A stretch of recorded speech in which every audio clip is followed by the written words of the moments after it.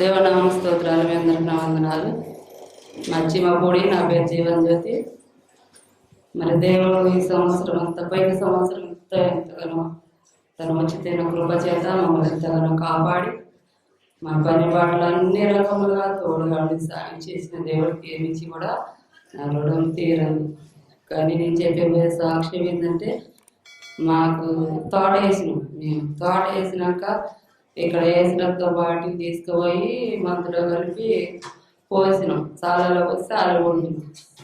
అయితే పక్క మట్టి లేని తోటలు ఎంతో రుచిగా వచ్చింది తోట. మరి అసలు అనుకోని రీతిలో మంచిగా వచ్చి పూత బిందె మధ్యలో తోట ఆడాడ చెట్లు చనిపోతాయి.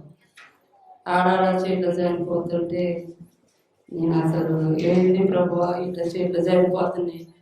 అయితే నేనేం చేసిందంటే ఒక పొరపాటు చేసి 10 సంవత్సరం నా చేతనేంత వరకు 10 సంవత్సరం ఉపవాస ప్రార్థనలలో భోజనాలు పెట్ట ప్రభు అని తీర్మానం చేసుకున్నాను. ఆ తీర్మానం ప్రకారంగా ఉండాలి. అయితే మా పెద్ద పాప పేరు మీద మందిర నిర్మాణానికి ఇచ్చినాము. అయితే పెద్ద పాప పేరు మీద మందిర నిర్మాణానికి ఇచ్చినాక ఈ సంవత్సరం భోజనం పెట్టుకుంటే మళ్ళీ అని మా వారు అంటే నేనేం చేసిన సర్లేని ఆయన మాట. అయితే చెట్లు ఆడాడ చనిపోతుంది. అయితే చెట్లు పూత పిందె మీదకి వచ్చి కాయ కాయకుండా చచ్చిపోతే ఏమవుతుంది? ఎంత కష్టపడినా ఏదైనా ఏంటికి పనికిరాదు. ఎట్లా ప్రభు ఎంతో బాధతో వచ్చాను ఇక్కడికి. ఇదేమో నాతో మాట్లాడాలి ప్రభు అని బాధతో దుఃఖంతో వచ్చాను. ఆ రోజు పాస్టర్ గారి నుంచి దేవుడు మాట్లాడాడు, మీరు మారు మనసు పొందలేదా? మీరు అన్ని సేవలలో మీరు సాక్ష్యాలు చూసిన వాళ్ళే, మీ జీవితాలలో సాక్ష్యాలు చెప్పిన వాళ్ళే, మీరు మారు మనసు లేదా మీకు? అవును, దేవుడు మాట్లాడాడు. నేను అప్పుడు ప్రభు నిజమే, నాకు మారు మనసు లేక నేను నమ్మలేకపోయాను. ఖచ్చితంగా నమ్ముతున్నాను ప్రభు, నువ్వు నా తోట బతికిస్తావు, కాపిస్తావు, నన్ను సాక్షిగా నిలబెడతావు. నేను ఎక్కడో ఇంతవరకు ఓడిపోలేదు, నన్ను ఓడిపోనియవు.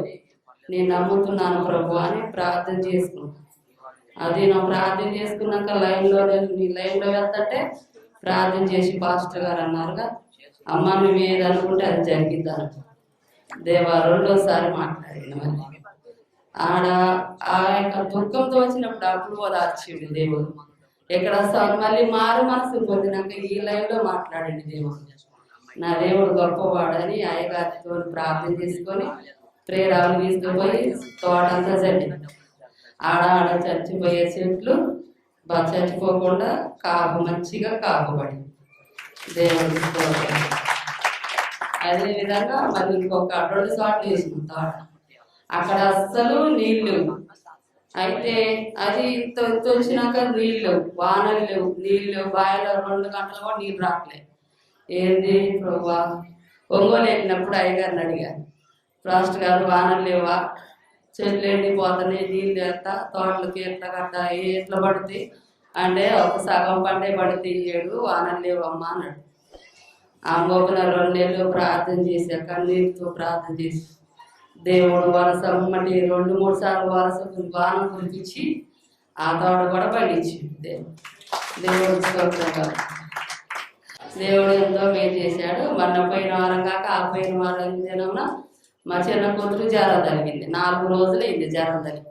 అట్టనే వచ్చిన చిన్న టాబ్లెట్ ముక్కలు వేసి అట్టనే వచ్చిన ఏం కాలేదు. అయితే పాస్టర్ గారి దగ్గర తీసుకొచ్చాక పాస్టర్ గారు ఏమంటే అదే చేస్తాను అని పాస్టర్ గారు ప్రార్థన చేసి ఇది ఎక్కడికో వెళ్ళింది ఏదో తిన్నది అన్నాడు. అంటే నాకు తెలియదు ఏం తిన్నది. అయితే సిల్వర్ క్లాత్ కట్టంటే సిల్వర్ క్లాత్ కట్టిన ఇంటికి వెళ్ళగానే దేవుడు ఆ జ్వరంలో కూడా స్వస్థపరిచింది. దేవుడికి ఇవన్నీ వేదన చేసిన దేవుడికి వందనాలు, స్తోత్రాలు చేస్తాను. చిన్న సాక్ష్యం దేవుడు దీవించిందా? ఇంకా ఉన్నాయా? చెప్పు. సంవత్సరం అన్ని ఒకేసారి చెప్పాలి, ఎప్పటికప్పుడు చెప్పరు. అసలు వీళ్ళందరికీ పెద్ద పెద్ద ట్రైనింగ్స్ ఇవ్వాలేమో, సాక్ష్యాలకు కూడా. అవునా? ట్రైనింగ్ కావాలా మీకు? సాక్ష్యాలకి ట్రైనింగ్ ఇచ్చేది కావాలి. సాక్ష్యం దేవుడిని కనపరచడానికి ట్రైనింగ్ అవసరం లేదు. ఎవరికి ఎప్పుడు అనుకుంటారో అప్పుడు ధైర్యంగా వచ్చి చెప్పాలి. ఆ ధైర్యము భయం అంటారు, కానీ ఇక్కడికి వచ్చి నిల్చుంటే ఆ భయం ఉండదు. ఒకసారి నిల్చొని చూడండి ఎంతమంది సాక్ష్యాలు చెప్పాలో చూపిస్తారు. దేవునికి స్తోత్రం కలుగును గాక. వారి జీవితంలో ఇవన్నీ చిన్న చిన్నవి, అతి పెద్ద సాక్ష్యాలు ఎన్నో జరిగాయి. మీ అందరికీ తెలుసు. ట్రాక్టర్ మీద నుంచి పోయిన సహోదరి తన యొక్క భర్త విషయంలో, తన పంటల విషయంలో, తన పిల్లల విషయంలో ఒకప్పటి నుంచి ఎన్ని సంవత్సరాలుగా, నేనా 12 13 సంవత్సరాల నుంచి ప్రతి సంవత్సరం కూడా ఏదో ఒక అద్భుతం అనేది తన ప్రార్థన ద్వారా గెలుస్తుంది. దేవునికి స్తోత్రం కలుగును గాక. అవి చిన్న చిన్నవి కాదు, పెద్దవే. చిన్న చిన్న నొప్పులు అవి ఇవేం కాదు. ఒక ఘనమైనటువంటి గొప్ప సాక్ష్యాలే తన జీవితంలో తన ప్రార్థన బలము చేత తను పొందుకుంటుంది. ఆ విధంగా ప్రతి ఒక్కరు కూడా ఎవరో మనుషులు ఏదో అంటారని చెప్పేసి వెనకడుగు పోయాక నీ ప్రార్థనను బట్టి నీ దేవుడు నేను గెలిపించే విధంగా మీరు బలంగా ఉండండి. ఆ అద్భుతాలు ఆటోమేటిక్ గా మీ జీవితంలోకి వస్తానే ఉంటాయి. దేవునికి స్తోత్రం కలుగును గాక. ఆమేన్.